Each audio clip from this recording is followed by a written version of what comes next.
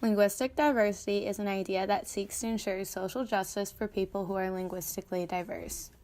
Linguistic diversity can be defined as interlingual, which are differences between two or more languages, for example, English and French, or intralingual, which are differences within the same language.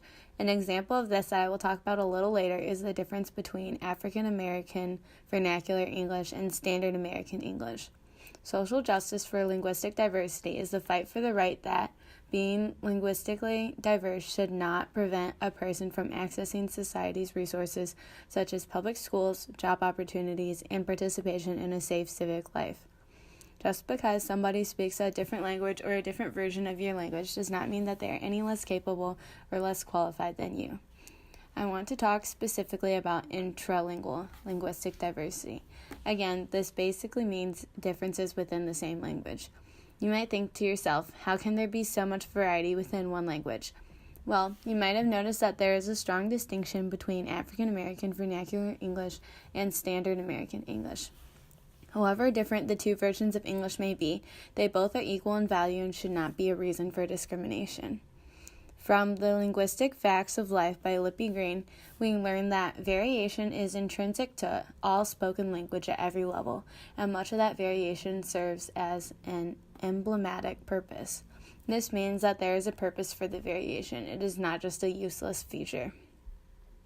Lippy Green also says, all language changes over time in all linguistic subsystems, sounds, which is phonetics, the structure of words, morphology, or the way sentences are put together, which is syntax, and meaning. It would be virtually impossible to make the language stay the same because of the large population that speaks it all over the world. There are a couple beliefs as to where and why African American Vernacular English developed. Some believe that it developed out of the contact between speakers of West African languages and speakers of vernacular English varieties. Other scholars believe that the demographic conditions in the U.S. and the Caribbean, where restructured Creole languages are widely spoken, were different, and that the conditions necessary for the emergence of a fully fledged Creole language were never met in the U.S. African American Vernacular English is also known as Ebonics, which means Black speech. This title was created by Black scholars in 1973. Some examples of Ebonics are the words kitchen, which means the especially kinky hair at the nape of one's neck, and ashy, which means the white appearance of black skin when it's dry. Ebonic speakers also say sentences without present tense is and are.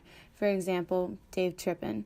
Ebonic pronunciations are not random, they are systematic, which means that there are rules and restrictions.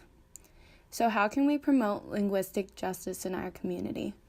Some people misconceive Ebonics and just see it as a lack of education, grammar, and sophistication because they believe it is a legacy of slavery or an impediment to socioeconomic mobility.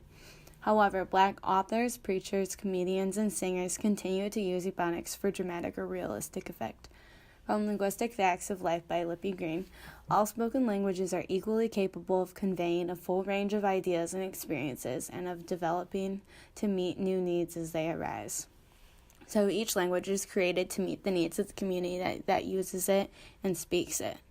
We can all promote linguistic justice in our community by valuing communication between all people, being attentive and sensitive to what others' preferences are, and being welcoming and considerate of everyone. We should always be considerate of other cultures and remember that we can continuously learn and grow from others who differ from ourselves.